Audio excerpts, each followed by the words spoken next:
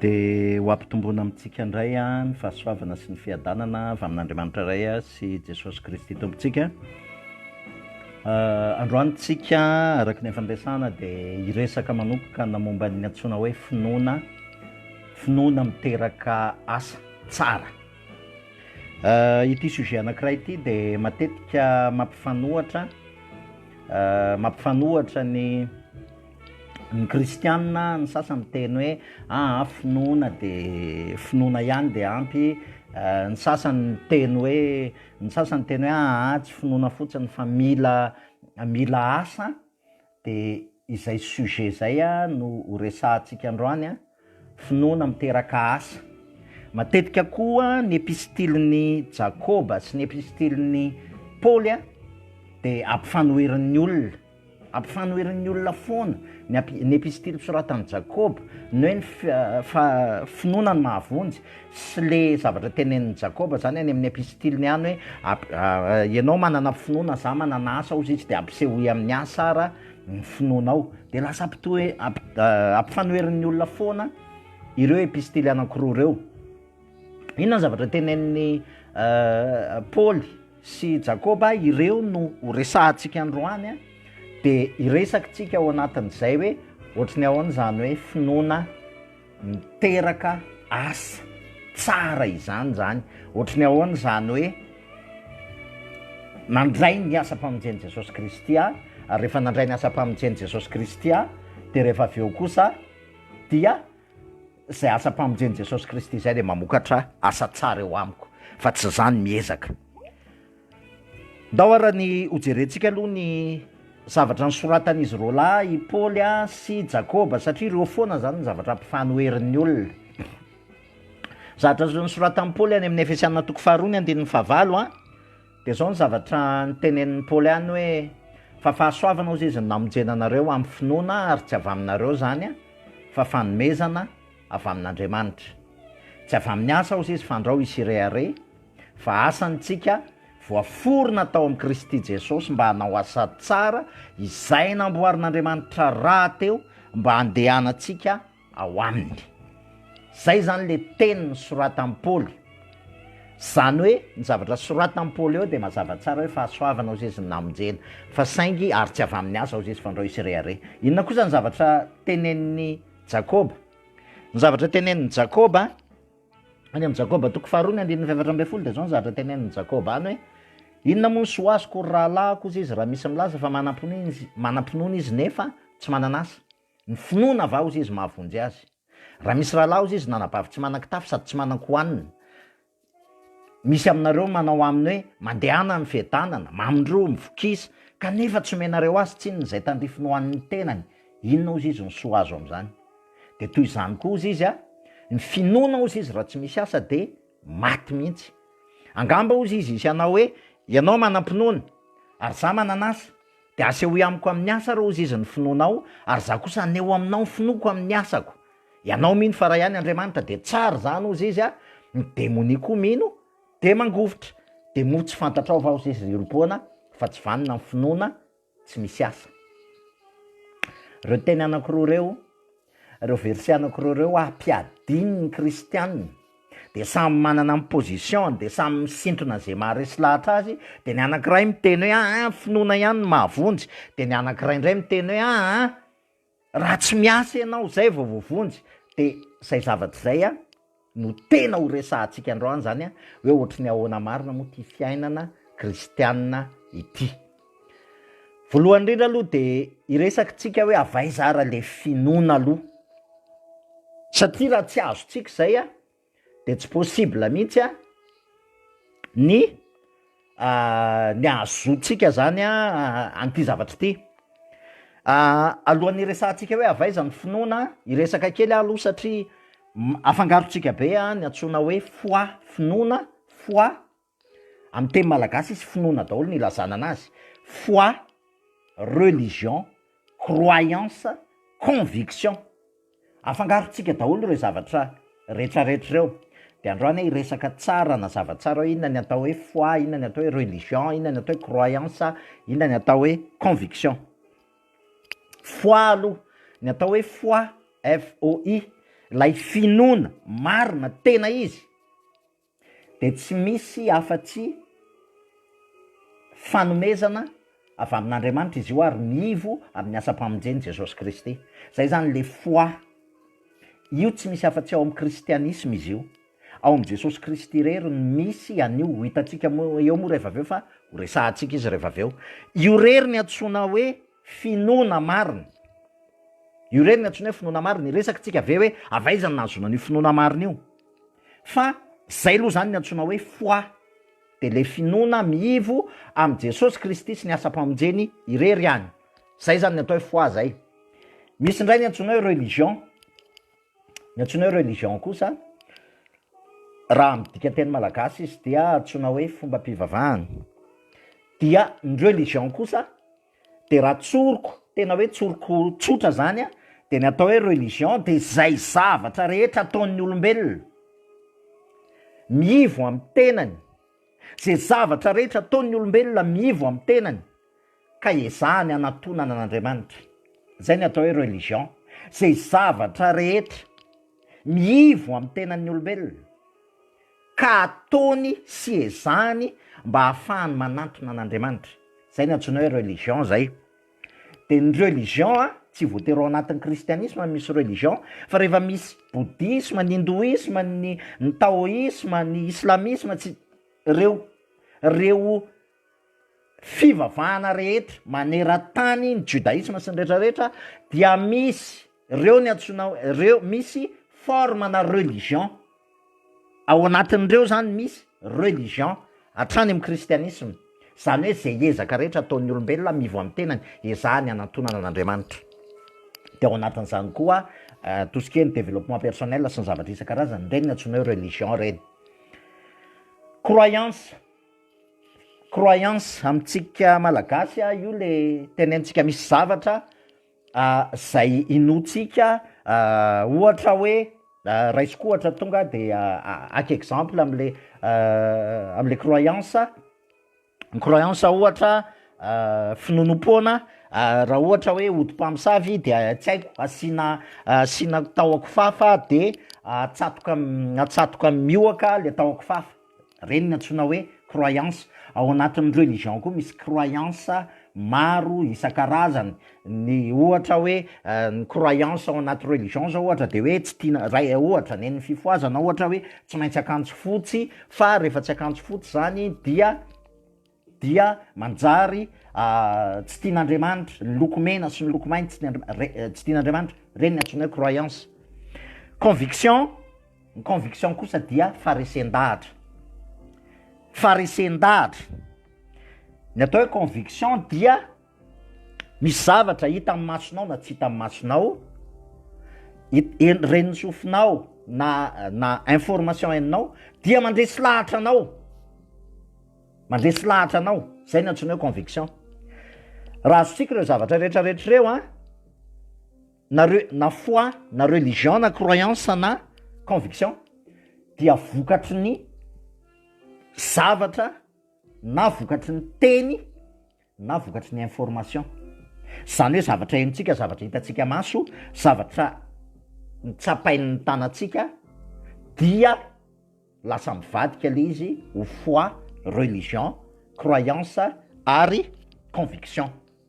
Zay zany aloha mila azontsika voalohany zay. Zay ny mila azontsika voalohany zay ny zavatra rehetrarehetra na religion na croyance na foi na inona de vokatry ny zavatra henontsika sy tsapatsika hitantsika eo amin'ny tontolo hita maso. Zay daholo zany no mialimenter anazy ao anatintsika. Iresaka am'zay tsika hoe avaiza ny finoana tena marina. Avaiza ny finoana tena marina. Ny finoana tena marina de mijerytsika ao amin'ny Romanina toko 7:17 zao ny teny ao. Ko ny finoana ozy izy de avy amin'ny toriteny, ary ny toriteny kosa de avy amin'ny tenin'ny Kristy. Zany hoe ny finoana zany, lay foi, lay finoana tena marina de tsy avy amin'ny toriteny, ary tsy ny toriteny rehetra no manome an'ilay foi, fa ny toriteny miivo amin'ny Kristy, tenin'ny Kristy. Ny finoana dia fanomezana avy amin'Andriamanitra. tadio tsara fa ny finoana dia fanomezana avy amin'Andriamanitra misy ao anatin'ilay teny zay nitenentsika eo dia hoe ny finoana ozy izy dia avy amin'ny toriteny ary ny toriteny dia avy amin'ny tenin'i Kristy. Zany hoe ny mahatonga finoana zany dia avy amin'ny teny, avy amin'ny teny. Ary raha miverina namakytsika eo amin'ny Efesianina 2:2-5 teo dia zao ny teny ao hoe fahasoavana namonjena anareo amin'ny finoana ozy izy, amin'ny finoana, tsy avy aminareo zany fa fanomezana avy amin'Andriamanitra. Zany hoe le finoana zany a dia fanomezana avy amin'Andriamanitra, ohatrany ahoana zany fanomezana avy amin'Andriamanitra zany. Izy io tsy hoe nilatsaka ho azy avy any an-danitra dia tsy izay le izy, fa le fanomezana dia ilay teny tonga nofo, zany hoe Jesosy Kristy zany. Lay fanomezana, lay teny tonga nofo no lasa nanome atsika n'lay finoana, lay teny tonga nofo. Ary mba hidiran'le izy ao am-potsika dia miara-miasa ny teny sy ny fanahy. Zay no mahatonga hoe ny finoana dia avy amin'ny toriteny ary ny toriteny dia avy amin'ny tenin'i Kristy. Eto aloha zany a dia hiteny manokana, manipy manokana ao atsika zay mpitoriteny.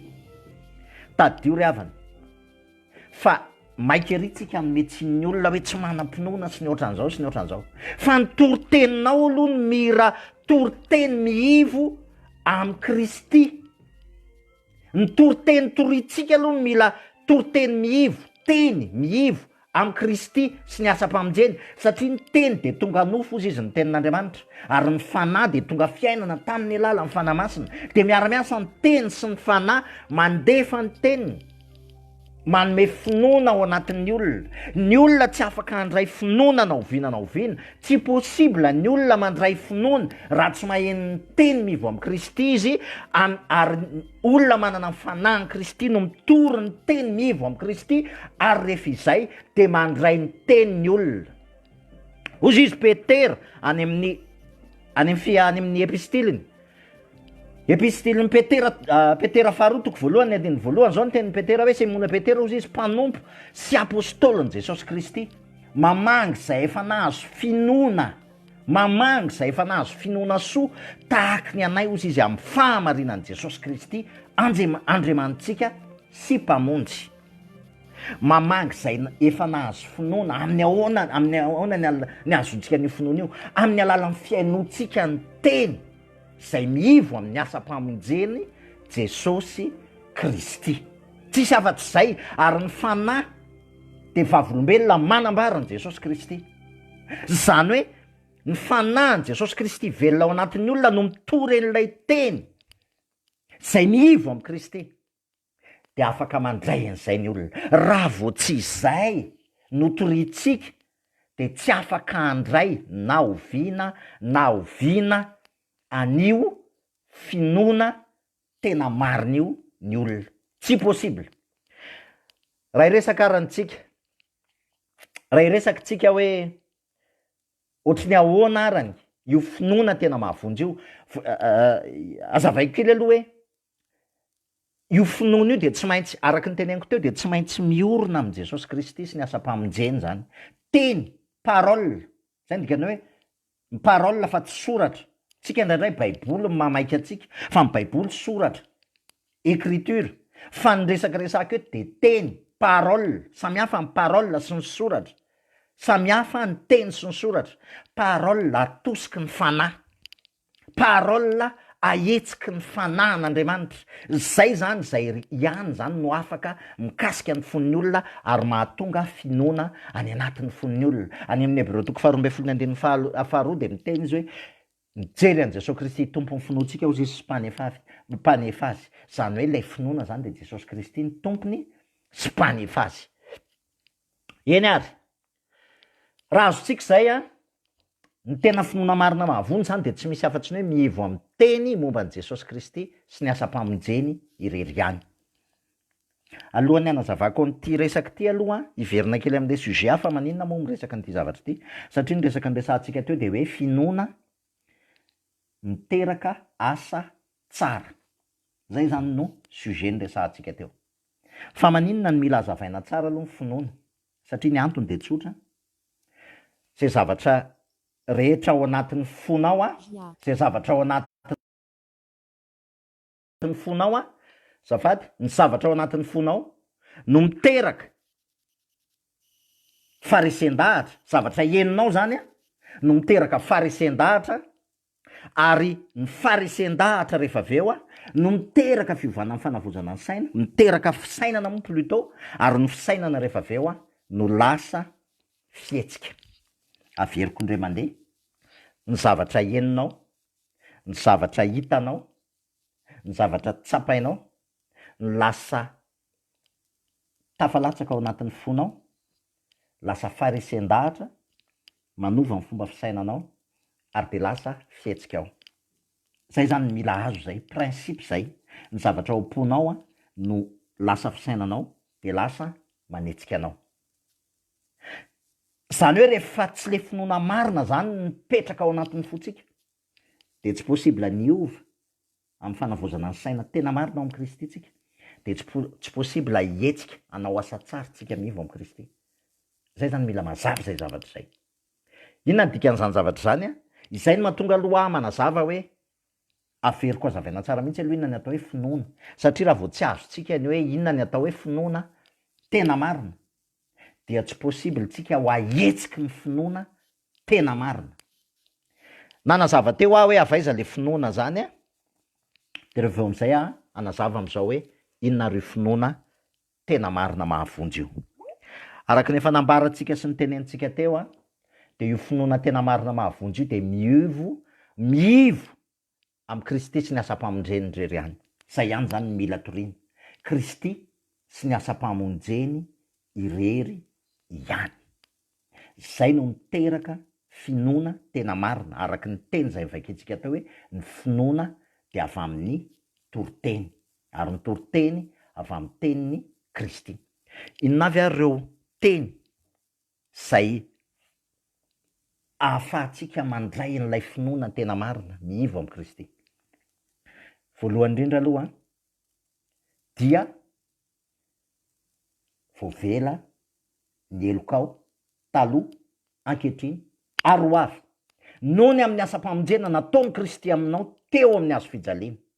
Izy nanolotra ny ainy teo amin'ny hazo fijaliana, ny vidy n'ilay fahafatesana tambon'ny ota, nalohany teo amin'ny hazo fijaliana ny fahafatesana tambon'ny ota, ary ny vidiny tamin'ny aina solon'ny aina, de natolon'le aina solon'ny aina mba ho vidin'ilay fahafatesana tambon'ny ota, lay fisarahanao tamin'Andriamanitra, tafasaraka tamin'Andriamanitra tsika, ary rehefa tafasaraka tamin'Andriamanitra tsika de tonga olombelona izy Andriamanitra fiainana, satria tsika tao anaty fahafatesana, tonga olombelona izy Andriamanitra fiainana mba hamerina tsika ao aminy fiainana, ary de natolon'ny ainy anarona le fahafatesana nisy atsika.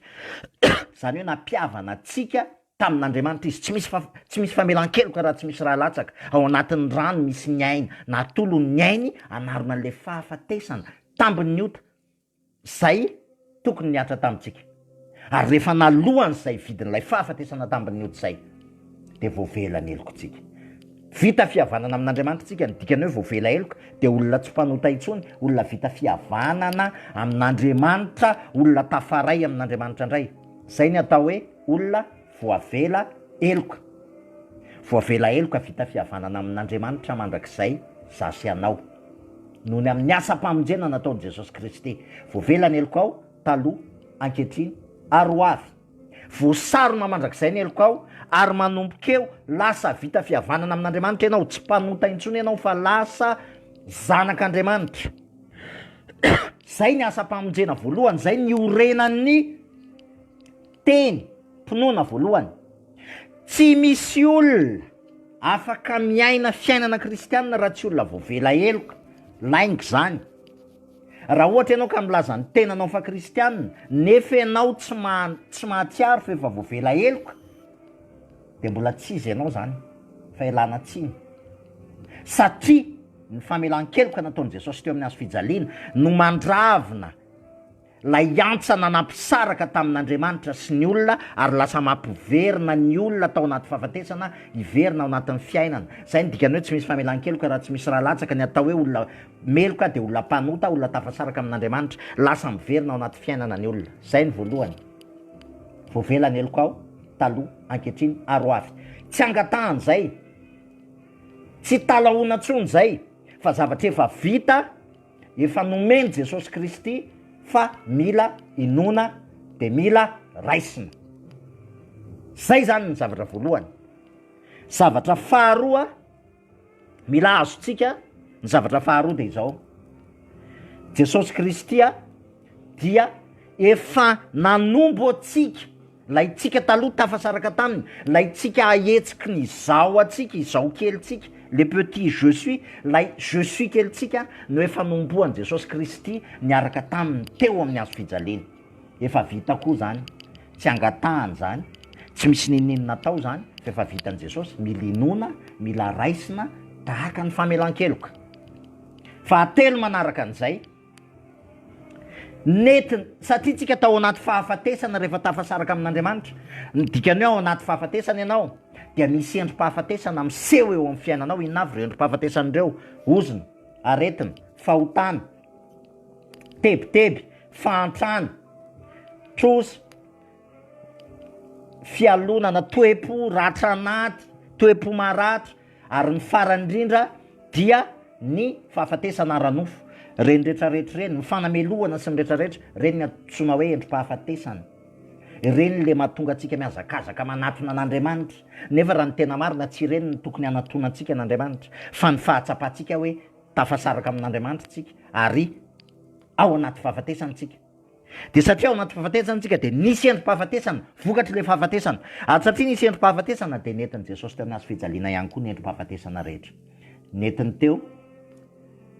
Netiny teo daholo ny aretina ny diakapoka taminy sisiny nanasitranina atsika, netiny teo ny tebiteby, ny adi-tsaina, ny fanamelohana atsika, ny fahotantsika, netiny teo ny eso, ny latsa, ny ozina, ny fanenjehana sy zatra maro isan-karazany. Ny endrim-pahafatesana rehetra netiny Jesosy teo amin'ny hazo fijaliana daholo, netiny teo daholo. Ary rehefa netiny teo zany de niteny amin'izay izy hoe vita. Vita ozy izy, zany hoe vitan'Andriamanitra ny zavatra rehetrarehetra tamin'ny alalan'i Jesosy Kristy. Vitany teo reo zavatra anankitelo reo, voavelany elokao, vombo niaraka taminy ianao, netiny ny endrim-pahafatesana rehetra. Reo ny netiny teo amin'ny hazo fijaliana. Ary rehefa aveo de natolony ny ainy, de rehefa natolony ny ainy de nirécupéré ndray ozy izy hoe manana, tsisy olona manaisitra anay koa amiko izy any amin'ny Jaona toko 7:20, manana fahefana hanolotra anay koa ary manana fahefana haka azy indray. Natolony ny ainy ary de nitsangana tamin'ny maty izy, zany hoe resy ny fahafatesana. Le fahafatesana fototra fisarahana amin'Andriamanitra mihitsy no saromany tanteraka amin'izay. Vita. Zany hoe le fahafatesana niteraka endrim-pahafatesana. Ary zany mahatonga hoe manoatra noho ny mpandrisy anareo amin'ny alalan'ilay tianareo izy de Jesosy Kristy, zay nandresy ny fahafatesana. Resy ny fahafatesana, nitsangana tamin'ny maty Jesosy Kristy. Ary rehefa nitsangana tamin'ny maty Jesosy Kristy de niakatra izy, ary rehefa niakatra izy dia lasa izy Kristy no velona ao anatintsika. Lasa izy Kristy mivelona ao anatintsika. Ozy izy Paoly hoe vombo niaraka tamin'ny Kristy teo amin'ny hazo fijaliana ozy. Ary tsy zatra ny velona fa Kristy mivelona atao anatiko. Ary izy velomako amin'ny nofo ankehitriny de velomako amin'ny finoana ny zanak'Andriamanitra, zay efa tiaka nanolotra ny ainy amonjy ahy. Zavatra efa vita koa zany, tsisy nininina angatahana, tsisy nininina talaona, tsisy nininina mbola atao, fa raisina satria efa vita. Efa velona ao anatinao Kristy, efa velona. Raha inonao mazava ho azy, raha inonao, mbola tsindriko tsara, raha inonao ny akabeazan'ny kristianina mbola miazakazaka, isaky mihetsika lasa izy Andriamanitra anakaiza ianao, de asa ohatra Jesosy angamba lasa ny analakely, de lasa ny sotro, de lasa ny mamasina, de lasa de tedavina, de isaky mihetsika lasa mitady ny Jesosy. Fa Kristy velona ao anatinao ny alalan'ny fanamasina. Zay ny antsoina hoe être kristika. Lasa tsy mpanotatsony fa lasa identité vaovao, être kristika. Taranaky ligné avy amin'ny Jesosy Kristy. La matoa amin'ny maty izy izy nanangana rahala maro. Ary rehefa mino an'izay ianao de lasa niala tao amin'ny fahafatesana ianao, mifindra ao amin'ny fiainana. Lasa niala tao amin'ny fahafatesana, mifindra ao amin'ny fiainana. Dikan'izany zany de izao, zay aloha le finoana marina ary tsy misaraka ireo, zay ny antsoina hoe filazantsara. Zay filazantsara zay izay no ivony kristianisma. Tsy mivo amin'ny zavatra fa tompoko ny kristianisma, fa mivo amin'izay asa-pamonjeny Jesosy Kristy. Izay ny fototra, izay no pierre angulaire, izay no iorenan'ny finoana kristianina, izay ny tena iorenan'ny finoana kristianina. Izay zavatra dimy vitan' Jesosy Kristy zay, tsisy afa-tsy izay. Ary ireo zavatra vitan' Jesosy ireo nefa zavatra efa vita daholo ireo, fa mila inoana de mila raisina.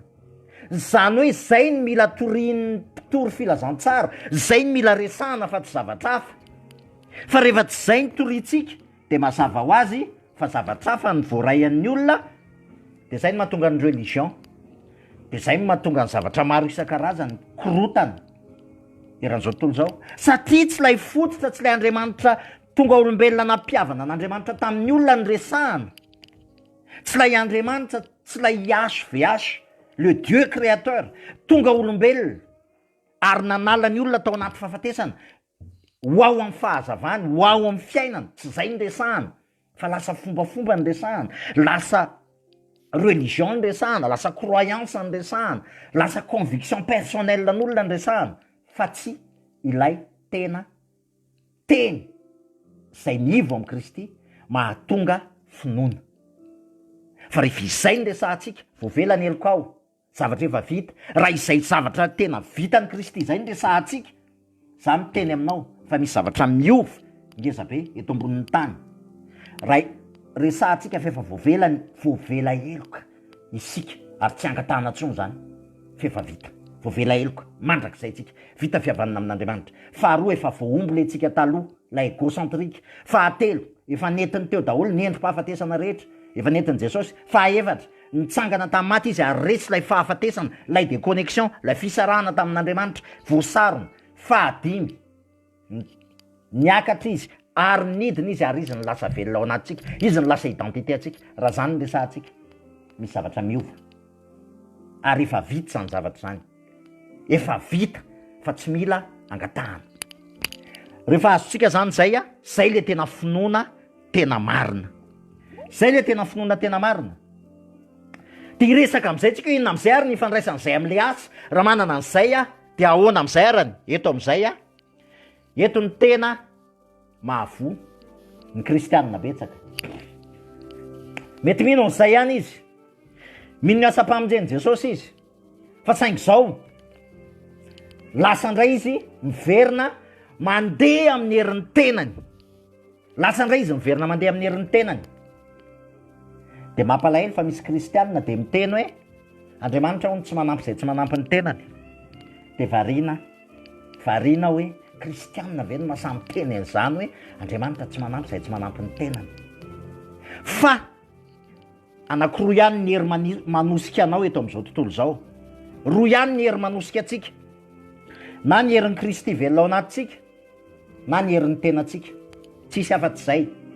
Na ianao atosiky ny herin'ny tenanao, na ianao atosiky ny herin'ny Kristy velona ao anatinao, zay velona ao anatin'ny fonao no manosika anao. Tsisy afa-tsy izay. Mbola averiko indray le resaka teo, zay betsaka ao am-ponao no lasa fomba fisainanao ary lasa manetsika anao. Principe de base zay, zay ao anatin'ny fonao, zay centre anao, zay ivonao no lasa fomba fisainanao ary lasa manetsika anao. Principe de base zay. Iza no ivonao? Ny tenanao ve no ivonao? Sa Kristy no ivonao? Kristy ve ny velona ao anatinao? Sa ianao ihany no velona ao anatinao ary ianao ihany no mbola manao ny zavatra rehetrarehetra amin'ny herin'ny tenanao?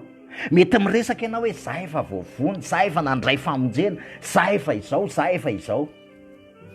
Za efa mpiandro, za efa mety ho efa mpitandrina ara, za efa dekona, za efa iry.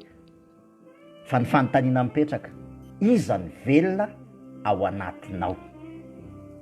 Zay mila valitsika zay, sincèrement, honnêtement, iza no velona ao anatinao? Ianao ve sa Kristy? Raha tena mino ny asa-pamonjeny Kristy tsika mantsy, de tadio fa efa voaombo isika. Inona ny dikan'izany?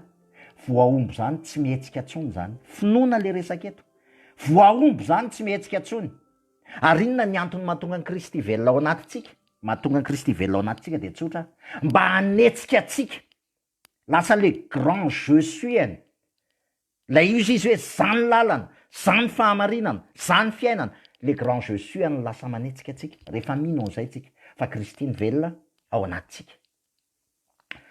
Inona ny antsoina hoe asan'Andriamanitra ary raha izany? Asan'Andriamanitra be dia be ny manafangaro an'io. Ny asan'Andriamanitra tompoko dia na miaino an'izany fotsiny ary tsika hoe asan'Andriamanitra dia ny dikan'izany zany asa an'Andriamanitra fa tsy hoe asa tsika. Mahavariana mihitsy ny maheno an'ilay olona miteny hoe andeha hanao asan'Andriamanitra. Asan'Andriamanitra. Na zany teny zany fotsiny ary asan'Andriamanitra. Ozy izy Jesosy tamin'ny Jaona, ao amin'ny Jaona toko fahaenina ny 7:20. Nanatona anazy ny olona. Dia zao no nataon'ireo olona ireo. Jaona toko fahaenina ny 7:20. Zao no teny ao. Dia hoy ireo taminy, inona ny ataonay mba esanay ny asan'Andriamanitra? Nanontany an' Jesosy zany le olona. Ahoana navalin' Jesosy? Jesosy namalika nanao taminy hoe zao ny asan'Andriamanitra. Dia ninonareo izy izay nirahany. Zany hoe ny asan'Andriamanitra zany tsy maintsy mialoha ny lay finoan'ireo. Satria tsy tsika manao an'le asan'Andriamanitra fa izy Kristy velona ao anatintsika. Izy Kristy velona ao anatintsika manao ny asa fa tsy isika. Ozy izy Jesosy tamin'ny mpianatra, zay mino ahy, ny asa tokony ataony koa izy ary anao asa lehibe no izaza izy. Anao asa lehibe no izaza izy. Averimberin'ny olona mpiandry ny ohatran'izany foana matetika za moa nitokaninao mpiandry. Dia nisy fotoana rehefa nahazo an'ilay farisean-datra tamin'ny tompo nanazava, hono areo olona. Io tenin'i Jesosy io miteny izy, zay mino ahy ny asa tokony ataony koa ary anao asa lehibe no izaza izy. Dia tsika avy ao mieritreritra fa itsika nanao asa lehibe noho i Jesosy. Izy Jesosy, dia izy tsika. Jesosy Andriamanitra. Jesosy Andriamanitra. Ka raha ohatra ka Andriamanitra Jesosy, izy tsika olombelona no afaka hiteny hoe za zany dia manao asa lehibe mihoatra noho i Jesosy Andriamanitra. Fa inona ny tiany Jesosy ho tenenina amin'iny teny iny? Zay mino ahy finoana ny melohan'le izy. Zany hoe mino an'le asa-pamonjeny Jesosy Kristy ary lasa Kristy zany ny velona ao anatinao. Zay ny dikany hoe mino an' Jesosy. Raha mino an' Jesosy ianao ka tsy mino fa hoe efa voaombo anao ary efa Kristy ny velona ao anatinao, dia tsy izy zay. Tsy finoana zany, tsy finoana marina zany ny ao anatinao, tsy finoana marina le ninonao. Satria araka ny teneniko teo anankidimy le finoana iorenan'ny filazantsara sy ny asa-pamonjeny Jesosy, voavelany elokao, ny ara-vombo tamin'ny Kristy ianao, netiny teo amin'ny hazo fijaliana, ny androm-pahafatesana rehetra, nitsangana tamin'ny maty izy ary velona ao anatinao. Reo anankidimy reo zavatra efa vitan'i Jesosy reo. Rehefa tsy reo ny inonao, rehefa tsy reo ny fiainanao, rehefa tsy reo ny centranao, dia ianao ihany ny anao ny zavatra rehetra amin'ny herin'ny tenanao. Mazava ho azy, tsy maintsy ianao ihany.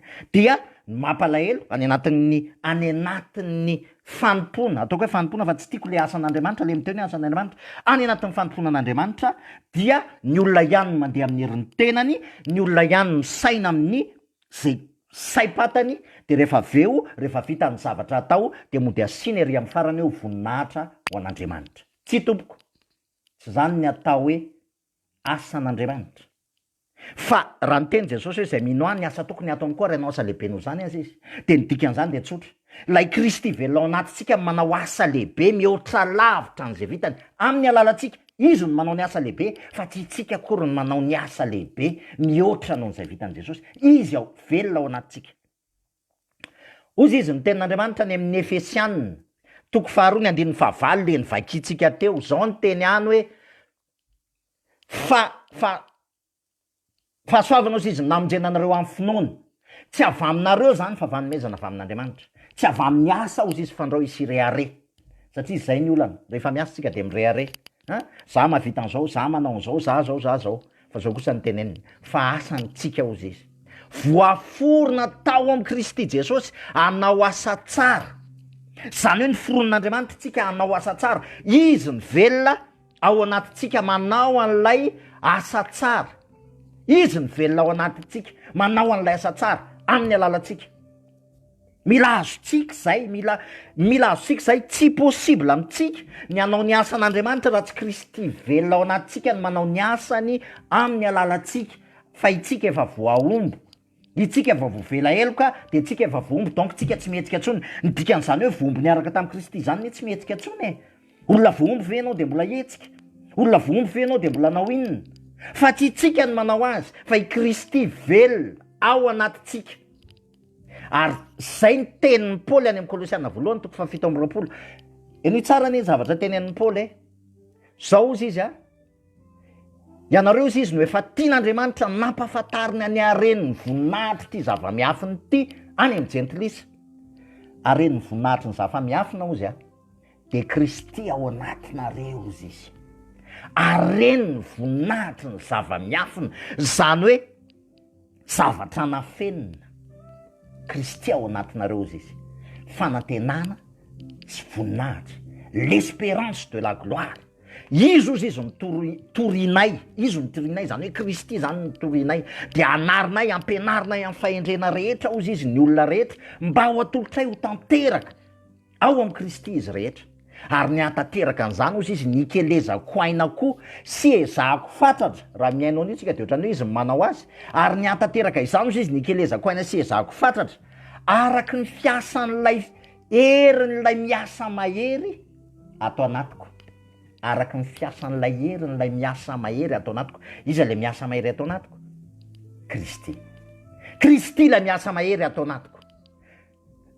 Paoly ihany koa mbola miteny hoe Andriamanitra ozy izy no miasa ao anatinareo, na ny fikasana, na ny fanaovana, ahatanteraka ny sitrapony. Azontsika ve ny dikan'izany teny zany? Andriamanitra miasa ao anatinareo, zany hoe le Kristy velona ao anatinareo no miasa ao anatinareo, mametraka ao anatinareo et le vouloir, ny fikasana, le vouloir sy ny fanaovana et le faire, ahatanteraka ny sitrapony. Tsy possible zany raha tsy miorina eo ambonin'ilay finoana marina tsika, eo ambonin'ilay vatolampy Jesosy Kristy. Mino ny asa-pamonjena zay efa vitany Jesosy Kristy. Mbola veriko indray, zay zavatra inonao, maharesy lahatra anao, no lasa fomba fisainanao ary manetsika anao. Rehefa ianao no mieritreritra fa za ihany no manao zavatra, za mivonjeny Jesosy, ok, Jesosy mivonjenao nanolotra ny ainao anao voavonjy vita, voavonjy fa manomboka zao zany daholo ny ataon'ny kristianina rehetrarehetra ny ankabeazany. Voavonjinao mariny zany fa fahasoavana ny famonjena nomenao ana gratuitement, fa rehefa aveo kosa za am'izay miezaka mandeha ny herin'ny tenako, za mitady vola amin'ny herin'ny tenako, za no mitaizany zanako amin'ny herin'ny tenako, za no manao ny asa fanompona ho anao amin'ny herin'ny tenako, za no manao an'izao amin'ny herin'ny tenako, za daholo. Fa tsisy Kristy intsony, tsisy intsony, tapitra. Lasa itsika indray ny rôle amin'ny zavatra rehetrarehetra zay ataontsika. Lasa tsika ny rôle dia mamerina antsika ny tenin'Andriamanitra. Tsy mifanohatra ny fahasoavana, ny finoana sy ny asa, fa saingy ny olana de izao, ny finoana dia mamokatra asa tsara rehefa miorina eo ambonin'ny asa-pamonjen'i Kristy ianao. Tsy ianao no manao ny asa, fa i Kristy velona ao anatinao manao ny asa amin'ny alalanao rehefa inonao, fa izy ny velona ao anatinao ary ianao efa voaombo. Zay ihany no mahatonga hoe Kristy no afaka miasa amin'ny alalanao, ary rehefa izay ny inonao de zay vao tena voninahitra ho an'i Kristy. Izy no manao ny zavatra rehetra ho fitoerany tongony. Ny dikan'izany de zao ry havana, rehefa tena mino ny asa-pamonjen'i Kristy tsika de tsy miezaka mandeha amin'ny herin'ny tena tsika intsony tsika. Io no tena fakam-pananga eza indrindra, miezaka mandeha amin'ny herin'ny tena. Misy zavatra de tonga de ianao no mieritreritra, ianao misaina ianao, fa tadio tsara fa ezaka misy zavatra mitranga de mila miverina aloha. Ary miaino ny fo koa, za olona efa voavela eloka, za olona efa niaraka nomboana tamin'i Kristy teo amin'ny hazo fijaliana, za olona efa niendrim-pahafatesana rehetra, efa nentin' Jesosy teo amin'ny hazo fijaliana. Ninona zavatra miseho amin'ny fiainako, efa nentin' Jesosy teo amin'ny hazo fijaliana, niendrim-pahafatesana rehetra zay tokony mitrango eo amin'ny fiainako. Efa nandresy Kristy ny fahafatesana, efa resy ny fahafatesana, ary efa nitsangana tamin'ny maty izy, resy ny fahafatesana. Ary za efa olona Kristy ny velona tao anatiko. Isaka misy zavatra mitranga. rehefa tsy zay ny toe-potsika, rehefa tsy zay ny centre atsika, de tsy maintsy andeha amin'ny herin'ny tena tsikatsika, satria mora be amintsika olombelona ny vo mahita tontolo hita maso tonga de mihetsika, mora be amintsika zany. Fa rehefa zay le mahatonga hoe inona aiza ny centre amin'ny fonao, anaka ozy izy Jesosy atolory amin'ny fonao, tandreminy fonao, mihoatra no zay rehetra tokony ho tandremana, fa avy ao aminy no iavin'ny aina, raha tena Kristy mivelona ao anatintsika, raha izy ny tena velona ao, de tadio tsara fa ny asan'ny Kristy velona ao anatintsika dia mitory, ary zay mbola averiko foana ho an'ny mpitondra fivavahana, ho an'ny mpitory filazantsara, tory io reo olona lay tena fahamarinana de ny amin'ny asa-pamonjeny Jesosy Kristy, izay ihany no afaka manafaka ny olona, zay ihany no afaka, zay irery no afaka mamany fatoran'ny olona, zay ihany ny afaka mamany fatoran'ny olona, tsy misy afa-tsy ny fitoriana ny asa-pamonjeny Jesosy Kristy irery ihany. Zany mahatonga Paoly miteny any amin'ny Korintianina faharoa toko fahafolo, zao ny tenin'ny Paoly ihany, na de velona araky ny nofo azy zay ozy izy de tsy mba miady araky ny nofo, fa tsy avy amin'ny nofo izy iny tsy nivedin'ny tafika ahy, fa mahery amin'Andriamanitra andrava fiarovana mafy, mandrava ny fisainana sy ny zavatra avo rehetra ozy izy, zay atsangana anohatra ny fahalalànan'Andriamanitra zay, ary mamabo ny hevitra rehetra anaiky an'i Kristy ozy izy. Ny tena marina ry havana, ny mpitory filazantsara de tokony ho filazantsara zay no mahatonga hoe ny finoana avy amin'ny toriteny, ny toriteny avy amin'ny tenin'ny Kristy. Rehefa tsy toriteny miivo amin'ny asa-pamonjeny Kristy le anaky dimy resahako teo, de tsy hanova ninninona ny anatin'ny fon'ny olona zany. Tsisy ninninona iova eo, aza miandry ninninona, tsisy na inona na inona miova eo, fa ny teny zay teneniny Kristy velona ao anatintsika, io ihany no manova ny fon'ny olona. Ozy izy Paoly, ny toriteninay ozy izy tsy avy amin'ny fahendrena mahatona, ny toriteninay ozy izy tsy amin'ny fahendrena mahatona, fa amin'ny hery ozy izy sy ny fanehoany ny fanahy. Tsy amin'ny toriteny mahatona, fa amin'ny hery sy ny fanehoany ny fanahy, mba tsy horena ny finoanareo ozy izy amin'ny hery, amin'ny fahendren'olombelona, fa amin'ny herin'Andriamanitra rery ihany. Mba tsy horena ny finoanareo amin'ny fahendren'olombelona, fa amin'ny fanahin'Andriamanitra, amin'ny herin'Andriamanitra irery ihany. Aoka ny toritentsika tsy ho amin'ny toriteny, amin'ny fahendren'olombelona mahatona, fa alao tena le teny atosiky ny hery sy ny fanahy zay manambara ny herin'ny asa-pamonjeny Jesosy Kristy. Fa rehefa zay ny horenan'ny olona, ka miorina eo ambonin'ilay finoana marina ny olona, velona ao anatin'ny Kristy, de tsy maintsy mamokatra asa tsara ny olona. Lasa mivoaka eo amin'ny olona lay Kristy famelan-keloka, mivoaka eo amin'ny olona lay Kristy fitiavana, mivoaka eo amin'ny olona lay Kristy fifaliana, Kristy fiadanana, Kristy faharipo, Kristy famindram-panahy, vokatry ny fanahy rehetrarehetra. Zay tsy foronina, tsy azo foronina zany, tsy azo amboarina zany. Ezaka, raha amin'ny ezaka tsy possible zany vitantsika amin'ny alalan'ny ezaka, tsy afaka, zay ny problème am'le manao asan'Andriamanitra e. Zay ny problème any anaty fiangonana zao ny asan'Andriamanitra e. Inona ny olana any? Samy mandeha amin'ny herin'ny tenany ny olona. Samy miasa de manao asan'Andriamanitra hono de mandeha amin'ny herin'ny tenany. De rehefa mandeha amin'ny herin'ny tenany de inona ny problème am'zay? Mijery ny fahalemendray kokoto mijery ny fahalemendra be de totondo sisany tsy miakatra ao anaty fivorim-piangonana. Totondo sisany tsy miakatra ao anaty fivorian'ny mpievitra lasa mpiangona, lasa mifandroaka, akatona ny fiangonana, mifandroaka pastera sy ny mpivavaka, mifandroaka satria nahoana? Satria eton'ny nofo, sanatria mametsiny akory, fa malahelo amin'ny teny an'izany, ozy izy hoe miverena. Andao tena Jesosy Kristy notoriana, lay asa-pamonjeny Jesosy Kristy notoriana. Fa rehefa tena miorina eo ambonin'ny asa-pamonjeny Jesosy Kristy ny olona, velona ao anatiny lay Kristy fanahy masina, lay mamoaka mivokatry ny fanahy rehetra, fifaliana, fiadanana, faharipo, famindram-panahy sy lay vokatry ny fanahy sivy any amin'ny Galatiana toko fahadimy andininy faharoa amby roapolo. Ary rehefa mamoaka n'le vokatry ny fanahy ny olona tsy miezaka izy, de ninninona zavatra mitranga? Ainy ny mamela heloka, ainy ny ny mizara fitiavana amin'ny hafa, hainy no mitiany hafa, hainy tsy mijery ny fahalemen'ny hafa, hainy mandefitra, hainy manetry tena, satria tsy tsika olombelona ny manetry tena, tsy tsika olombelona mandefitra, fa Kristy velona ao anatintsika ny fanetretena. De izy fanetretena rehefa velona ao anatintsika de afaka mba manetry tena, afaka izy no manetry tena. Ozy izy Paoly hoe tenenina teny marary zay ozy izy de mamaly teny moramora kosa, tsy possible amintsika zany, tsy maintsy Kristy velona ao anatintsika no mamoaka an'izany asa tsara zany, tsy maintsy izy no mamoaka an'izany asa tsara zany. Ny dikan'izany de zao ry havana, ninona asa ataontsika ka itsika ny mandeha amin'ny herin'ny tenantsika de amin'ny faramody asitsika hoe voninahitra ho an'Andriamanitra de taddio fa reniny antsoina hoe asa maty.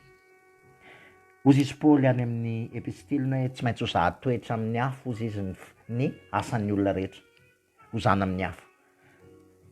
Ary rehefa hozana amin'ny hafa ny sasany ozy izy nanao mololo, ny sasany nanao hazo ozy izy, ny sasany nanao vato sy ny rehetrarehetra, fa andalo amin'ny hafa ozy izy ny asan'ny olona rehetrarehetra, fa ny tenany kosa de hofonjena. Taddio ry havana, le asa izay aorinao eo ambonin'ny asa-pamonjeny Jesosy Kristy, rehefa tsy Kristy manorina an'le asany fa tsy asanao, de rehefa mandalo afo de tsy maintsy ho rava, tsy maintsy enjery, tsy maintsy ho may, tsy maintsy ho potika.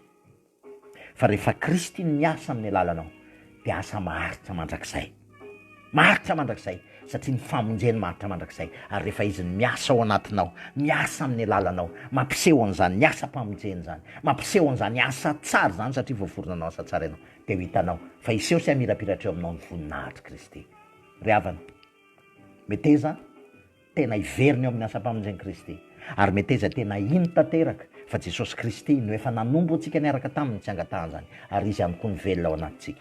Fa rehefa tena inotsika izay de Kristy velona ao anatintsika no miasa amin'ny alalantsika ary manao ny zavatra rehetra ho fitoerany tongony, manao atsika ho fanjakam-pisorony, firenena masina, olona natsoan'Andriamanitra ho an'ny tenany, mba hanambarany hatsaran'ilay niantso atsika hiala amin'ny maizina ho amin'ny fahazavany mahagaga. Zany tsika zany, fanjakam-pisorona, izy no niantso atsika ho amin'izany, izy no tena mpisorona be. Fa rehefa velona ao anatintsika izy de izy no lasa mpisorona be ary miasa amin'ny alalantsika, anaovantsika ny asa fisoronana, anaovany amin'ny alalantsika ny zavatra rehetra ho fitoerany tongony. Voninahitra ho an'ilay Jesosy Kristy, zay vao tena mipetraka leo voninahitra ho an'i Kristy, solide au gloria, zay vao tena mipetraka zany, rehefa tena Kristy no ivo ny zavatra rehetrarehetra, ny voninahitra ho an'i Jesosy rery any. Amen.